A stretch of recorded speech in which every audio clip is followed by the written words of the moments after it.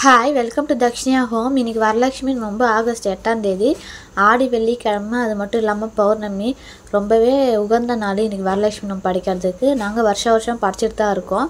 ஆனால் கலசம் வச்சு படைக்காமல் சாமி ஃபோட்டோ வச்சு தான் படைச்சிட்ருக்கோம். படைக்கிறதுக்கு அம்மனுக்கு புடவை, வளையல், மஞ்சள் குங்குமம், வெத்தலைப்பாக்கு, வாழைப்பழம், சீப்பு, மை, காதோர கருகுமணி இதெல்லாமே வாங்கி வச்சாச்சு. கண்ணாடி எல்லாமே. அடுத்து வீட்டுக்கு வரவங்களுக்கு தாம்பலம் கொடுக்கணும். அதுக்கு பார்த்திங்கன்னா ப்ளவுஸ் வாங்கியிருந்தேன். வளையல், மஞ்சள் குங்குமம், தாடிக்கயிறு, கண்ணாடி, சீப்பு, வெத்தலைப்பாக்கு, பூ, வாழைப்பழம், பிரசாதத்துக்கு நைவேத்தியமாக கேசரி பண்ணி வச்சுருந்தேன் காலையில்.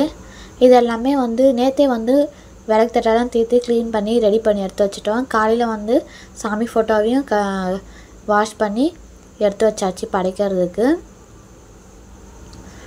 தனி தட்டில் இன்னொரு தட்டில் பார்த்திங்கன்னா ஃபுல்லாக பழம், வாழைப்பழம், மாதுளம்பழம். அம்மனுக்கு மாதுளம்பழம் ரொம்பவே பிடிக்கும். காட்டு நெல்லிக்காய் கூட நம்ம வாங்கி வைக்கலாம். அதுவுமே ரொம்பவே விசேஷம். ஆப்பிள் இது ரெண்டுலாம் வாங்கி வச்சுக்கிட்டோம். பிரசாதமாக பார்த்திங்கன்னா கேசரி செஞ்சு வச்சாச்சு. ஒரு தட்டில் அச்சதைக்கு ரெடி பண்ணி வச்சாச்சு.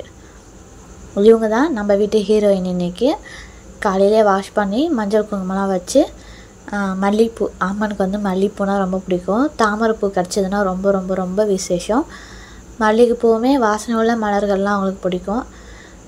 இன்னொரு கருப்பு கலரில் இருக்குது இல்லைங்களா, அது தாமரை விதை மாலை. நான் ஒரு தடவை நரசிம்மர் கோயிலுக்கு போயிருந்தேன், லக்ஷ்மி நரசிம்மர் கோயிலுக்கு. அங்கே வாங்கினது தான். அம்மனுக்கு தாமரை விதை மாலை போடுறது ரொம்பவே நல்லது சொல்லுவாங்க. அதுவுமே போட்டுட்டேன். இந்த மனை பார்த்திங்கன்னா நான் லக்ஷ்மி குபேரர் பூஜை பண்ணுவேன் எப்பயுமே தீபாவளி அப்போ. அந்த மனை தான் இதுக்கு எப்பயுமே யூஸ் பண்ணிக்கிறது. இந்த பூஜை வீட்டில் பண்ணுறதுனால பார்த்திங்கன்னா குடும்பத்தில் எப்படிப்பட்ட கஷ்டமாக இருந்தாலுமே கண்டிப்பாக சரியாயிடும்.